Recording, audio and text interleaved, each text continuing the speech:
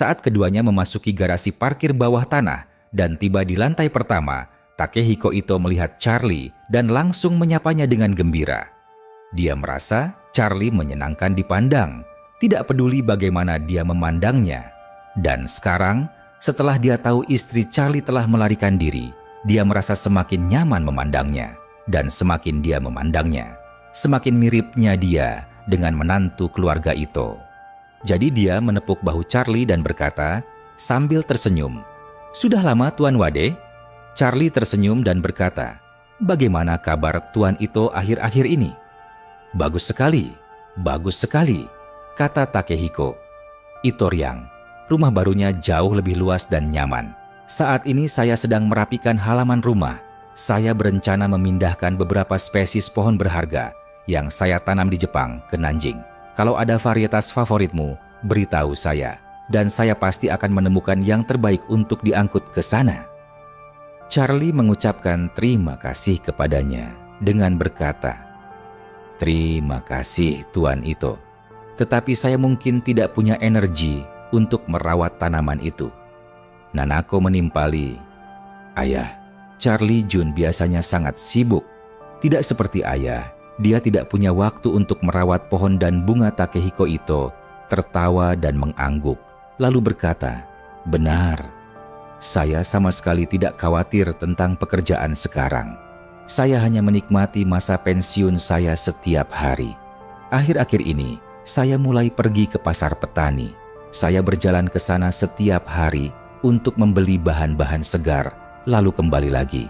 Rasanya sungguh menyenangkan." Charlie bertanya kepadanya, "Apakah Tuan Ito beradaptasi dengan baik dengan kehidupan di Auros Hill?" Takehiko Ito tertawa dan berkata, Saya sudah beradaptasi dengan sangat baik. Penampilan saya saat keluar rumah sangat berbeda dari dulu. Saya sudah mencukur jenggot dan mengecat rambut saya hitam. Setiap hari, ketika saya berjalan-jalan di tempat-tempat paling ramai di Nanjing, orang-orang memperlakukan saya seperti pria paruh baya biasa. Tidak ada yang bisa mengenali identitas asli saya, jadi saya tidak perlu khawatir ketahuan. Kaki saya sudah pulih, dan saya merasa sangat rileks. Takehiko Ito sungguh menikmati hidupnya di Nanjing. Kehidupan yang nyaman dan mudah itu belum pernah ia rasakan sebelumnya. Sementara anak-anak muda di kota itu sibuk dan bekerja keras setiap hari, orang-orang parubaya dan lanjut usia dengan kemampuan ekonomi tertentu menjalani kehidupan yang sungguh santai. Pada saat itu, Bibi Nanako, Emi Ito, keluar dari dapur dan berkata dengan hormat, "Oni-chan, Tuan Ha, Nanako, makan malam sudah siap, silakan nikmati." Takehiko Ito tersenyum dan berkata, "Tuan Wade, Nanako membawa banyak bahan-bahan berkualitas tinggi dari Jepang, juga uji matcha paling terkenal dari Kyoto. Dia bilang dia ingin menunggu Anda datang agar kita bisa menikmatinya bersama. Jadi, saya sudah lama menantikan untuk mengundang Anda ke rumah saya untuk makan malam." Charlie mengetahui perasaan Nanako terhadapnya, dan setelah mendengar kata-kata Ito Takehiko, dia tanpa sadar menatap Nanako dengan sedikit rasa terima kasih di matanya. Nanako tersipu namun gembira, cepat berkata, "Charlie-kun, silakan pindah ke ruang makan." Di dalam restoran, banyak hidangan Jepang sudah tertata di atas meja. Orang Jepang sangat menghargai ritual, sehingga mereka memberikan perhatian besar pada penyajian dan dekorasi setiap hidangan, sehingga menjadikannya pemandangan yang benar-benar menyenangkan. Charlie tidak terlalu tertarik dengan masakan Jepang. Rasanya relatif hambar dan bumbunya agak sederhana. Gaya kuliner Jepang secara keseluruhan seperti restoran waralaba besar yang sebagian besar hanya memadukan kecap asin Jepang, wasabi, miso, dan cuka jeruk.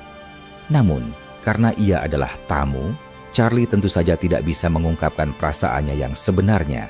Jadi, ketika Nanako dengan antusias memperkenalkan berbagai bahan dan metode memasak, Charlie akan memujinya dengan antusias.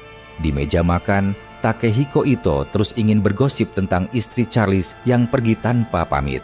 Tetapi dia menahan diri untuk membicarakannya karena takut salah bicara. Baru setelah mereka hampir selesai makan malam, ia akhirnya bisa berkata, "Tuan Wade, apakah para ninja yang datang dari Jepang untuk membantu Anda baru-baru ini benar-benar memberikan bantuan? Jika menurut Anda mereka tidak memenuhi standar, saya akan menghubungi pihak berwenang Tiongkok dan mengirim pasukan ninja lagi." Itu pertanyaan yang cukup canggih.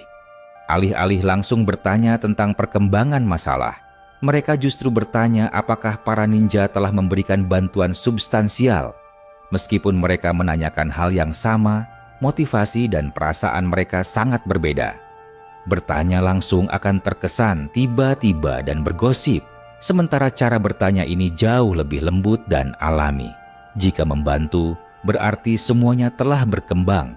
Jika tidak, berarti semuanya masih belum pasti. Charlie cukup jujur dan tidak mengetahui rencana kecil Ito Takehiko. Sebaliknya, ia berkata dengan jujur, "Terima kasih atas bantuan Anda, Tuan Ito. Para ninja ini saat ini bekerja di bawah komando Inspektur Duncan Lee, tetapi saya belum yakin tentang perkembangan spesifiknya." Takehiko Ito mengangguk, merasa lega. Setelah bertahun-tahun menjadi bos, ia sangat memahami logika dasar bawahannya. Jika mereka proaktif melaporkan kemajuan, itu membuktikan kinerja mereka sangat baik. Jika mereka tidak proaktif melaporkan kemajuan, pastilah hasilnya akan sangat buruk. Dia pikir ini baik-baik saja. Charlie tidak bisa menemukan Claire, dan cepat atau lambat dia akan kehilangan kepercayaan padanya. Langkah selanjutnya setelah kehilangan kepercayaan adalah menyerah. Dan langkah selanjutnya setelah menyerah tentu saja adalah mencari orang lain. Dengan semangat tinggi, ia tidak menunjukkan tanda-tanda ada yang salah dan berkata dengan sangat serius, "Tuan Wade, jika Anda membutuhkan bantuan dari keluarga Ito, silakan bertanya. Keluarga Ito akan melakukan yang terbaik." Charlie mengucapkan terima kasih dengan santai, tetapi ekspresinya memperlihatkan kesedihannya. Ito Takehiko adalah orang yang cerdas. Ia sudah mendapatkan jawaban yang diinginkannya dari ekspresi Charlie, jadi ia tidak membahasnya lagi untuk sisa waktu. Karena pikirannya tertuju pada Maria Lynn, Charlie mengucapkan selamat tinggal kepada ayah dan anak keluarga Ito segera setelah dia selesai makan. Setelah meninggalkan Shanhaiyue, ia berkendara menuju Villa Zijin. Ia mengirim pesan kepada Maria Lynn, "Nona Lynn, apakah Anda punya waktu? Saya menemukan sesuatu yang baru dan ingin membicarakannya langsung dengan Anda." Maria Lynn segera menjawab, "Tuan Muda Wade dipersilakan datang kapan saja. Saya selalu berada di villa di puncak Gunung." Charlie menjawab, "Baiklah, sampai jumpa lagi." Saat Charlie berkendara ke Villa Zijin, Maria Lynn mengirim pesan WeChat kepada Margaret Ann. "Xiao Xiao datang menemuiku. Katanya, dia telah menemukan beberapa hal baru." Margaret Ann menjawab, "Mungkin tidak ada hubungannya dengan pasukan kucing liar atau Raja Hutan Hitam, tapi kemungkinan besar ada hubungannya denganku." Maria Lynn mengirimkan emoji menjulurkan lidah. "Aku juga berpikir begitu." Margaret Ann bertanya padanya, "Apakah Zhen Xiaoxiao membelinya?" Maria Lynn menjawab, "Zhen Xiaoxiao ada di sampingku, tapi dia tidak dibeli, melainkan diadopsi." Setelah menekan tombol kirim, ia mengulurkan tangan dan menyentuh seekor anak kucing kaliko berusia beberapa bulan yang berbaring di sebelahnya. Anak kucing itu berguling-guling dengan ekspresi gembira. Keempat cakarnya mengayun-ayunkan kakinya seolah berenang di udara. Margaret Ann menjawab, "Kalau begitu, mari kita bicara setelah Xiao Xiao pergi." "Bagus." Xiao Xiao yang disebutkan Maria Lynn dan Margaret Ann adalah nama panggilan Charlie. Namun Charlie tidak tahu apa-apa tentang semua ini. Ketika dia tiba di villa puncak Gunung Maria Lynn, dia langsung menyadari perbedaannya dari sebelumnya. Kucing kaliko di samping Maria Lynn. Dia bertanya dengan heran, "Nona Lynn, dari mana anak kucing ini berasal?" Maria Lynn tersenyum padanya dan berkata, "Tuan muda, anak kucing ini baru saja saya adopsi. Dulu ia tinggal bersama kucing-kucing liar lainnya di Gunung Zijin. Tetapi ia selalu diganggu oleh kucing-kucing liar itu, jadi saya membawanya pulang untuk dibesarkan. Charlie menganggap kucing kaliko itu cukup cantik. Matanya mengamati kemana-mana, tampak sangat cerdas. Maka dia pun menghampiri kucing itu, menepuk-nepuk kepalanya, dan bertanya kepada Maria Lynn, "Siapa nama kucing kecil ini?"